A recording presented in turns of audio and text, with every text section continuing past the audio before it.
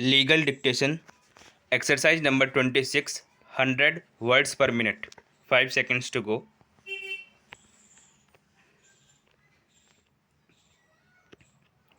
Start.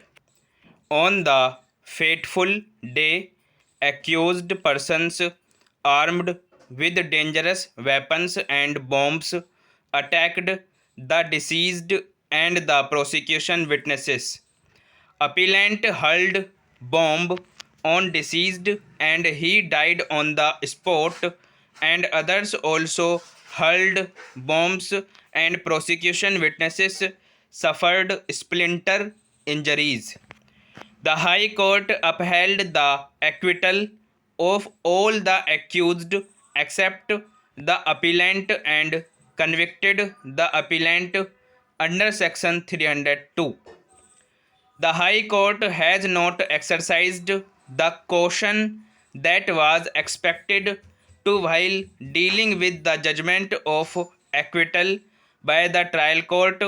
High Court was not justified in interfering with the well-considered judgment of the trial court.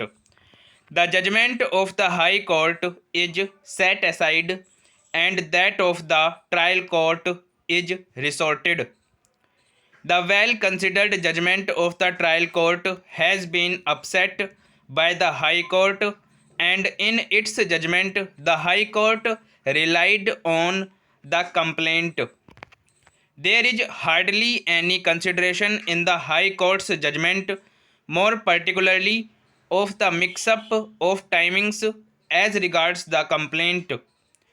In the complaint, it is specifically alleged that the Telugu Desam party was led by the appellant.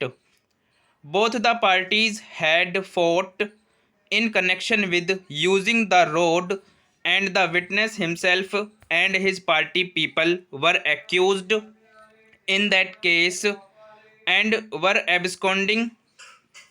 It is then suggested PW1 and other persons went to cart the paddy hay of RR, and while they were bundling the hay, the 16 accused persons came there, and the appellant A2, A3 were holding bombs in their hands.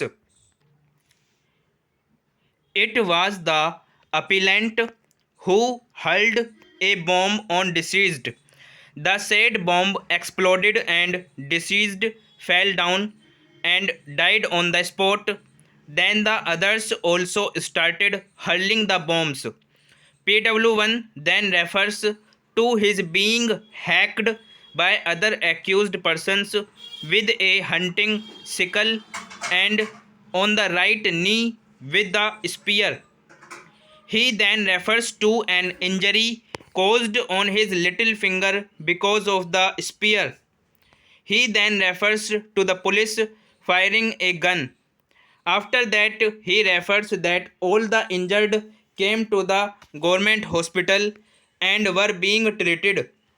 On seeing the evidence of PW1 in the light of evidence of PW14, head constable, and PW15, circle inspector, the falsity of his evidence becomes clear.